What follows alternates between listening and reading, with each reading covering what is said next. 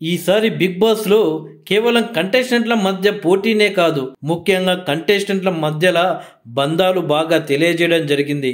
ఈసారి బిగ్ బాస్లో ముఖ్యంగా యాక్టర్ శివాజీ గారు వెళ్ళడం ద్వారా ఇప్పటి జనరేషన్తో ఆయన ఎలా మెలుగుతారు, ఎలా ఉండబోతారు, వాళ్ళతో కలవబోతారా లేక వాళ్ళతో ఆడబోతారా అని కొన్ని డౌట్లు ఉన్నాయి జనాలకు. కానీ జనాల అంచనాలను తలకిందులు చేస్తూ చివరి వారం దగ్గర బిగ్ బాస్ హౌస్లో ఉండి సెకండ్ రన్నరప్గా బిగ్ బాస్లో నిలిచారు శివాజీ గారు. కేవలం ఒక యాక్టర్గానే తెలుగు ప్రజలకు శివాజీ తెలుసు, కానీ బిగ్ బాస్ ద్వారా శివాజీ వ్యక్తిత్వం ఏంటి అనేది జనాలకు బాగా తెలిసింది. బహుశా సెకండ్ ఇన్నింగ్స్ స్టార్ట్ చేద్దాం అనుకున్న శివాజీకి ఇదొక గొప్ప అవకాశం అని చెప్పవచ్చు.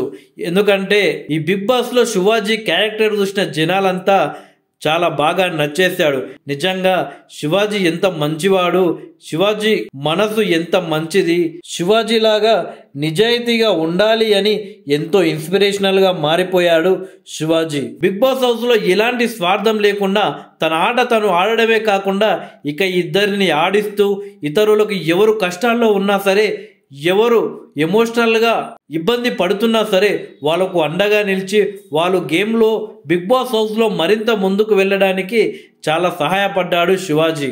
ఇకపోతే పల్లవి ప్రశాంత్ విషయంలో కావచ్చు, యావర్ విషయంలో కావచ్చు, వాళ్ళకు ఎంత అండగా నిలబడి వాళ్ళ కోసం ఎంత స్టాండ్ తీసుకున్నాడో మనం అందరం చూసాం. బిగ్ బాస్ 7 విన్నర్ పల్లవి ప్రశాంత్ కూడా పలు సందర్భాల్లో చెప్పాడు, శివాజీ అన్న లేకపోతే నేను కప్పు కొట్టేవాడిని కాదు, శివాజీ అన్న లేకపోతే నేను 3వ వారమో 4వ వారమో బయటికి వచ్చేసేవాడినని చెప్పాడు. ఇక యావర్ విషయానికి వస్తే యావర్ కూడా చాలా సందర్భాల్లో చెప్పాడు, శివాజీ అన్న మాకు చాలా అండగా నిలబడ్డాడు, కంటెస్టెంట్లంతా ఒకటై నన్ను టార్గెట్ చేసినా కానీ అన్న నాకు అండగా నిలబడి నేను గేమ్లో ముందుకు వెళ్ళడానికి టాప్ 5లో ఉండడానికి తను కారణమయ్యాడు అంటూ శివాజీ గురించి గొప్పగా చెప్పాడు.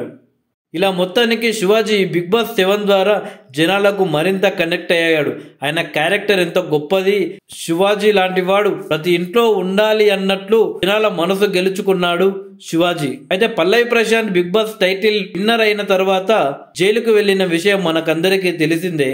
అయితే ఆయన కోసం బిగ్ బాస్ కంటెస్టెంట్లతో పాటు లాయర్లు కూడా ఆయనకు అండగా నిలబడి ఆయనకు బెయిల్ రావడానికి కారణమయ్యారు. ఈరోజు సాయంత్రం పల్లవి ప్రశాంత్ బయటికి వచ్చే అవకాశం ఉంది. ఇదైతే పల్లవి ప్రశాంత్ అరెస్టుకు సంబంధించి జరుగుతున్న ఎపిసోడ్లో ఆయనకు బలంగా అండగా నిలబడి పల్లవి ప్రశాంత్ను బయటికి తీసుకోవడానికి చాలా ప్రయత్నం చేస్తాడు బోలే. అయితే శివాజీ గారు కూడా కొన్ని పర్సనల్ ప్రాబ్లమ్స్ వల్ల జైలు వద్ద కానీ కోర్టు వద్ద కానీ రాలేకపోయాడు.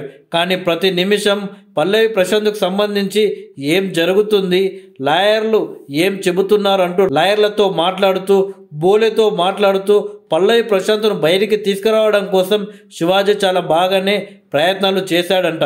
ముఖ్యంగా లాయర్లతో మాట్లాడుతూ ప్రశాంత్కి ఏం తెలియదు, గెలిచిన ఆనందంలో ర్యాలీ తీయాలనుకున్నాడే తప్పితే బయట ఇలాంటి పరిస్థితి ఎదురైందని అతనికి తెలీదు, పాపం అలాంటి కుర్రాడు నిజాయితీ గల యువకుడిని బయటికి తీసుకురావాల్సిన బాధ్యత మన పైనుంది, మీరు ఎలాగైనా ప్రశాంత్ కోసం పోరాడండి, మీకు అండగా నేను కూడా ఉంటాను అంటూ లాయర్లకు మరింత ధైర్యం చెప్పి ప్రశాంత్ని బయటికి తీసుకురావడంలో శివాజీ కీ రోల్ ప్లే చేశాడట. ఇకపోతే పల్లవి ప్రశాంత్ బయటికి వచ్చిన తర్వాత శివాజీని కలిసే అవకాశం ఉందని తెలుస్తుంది.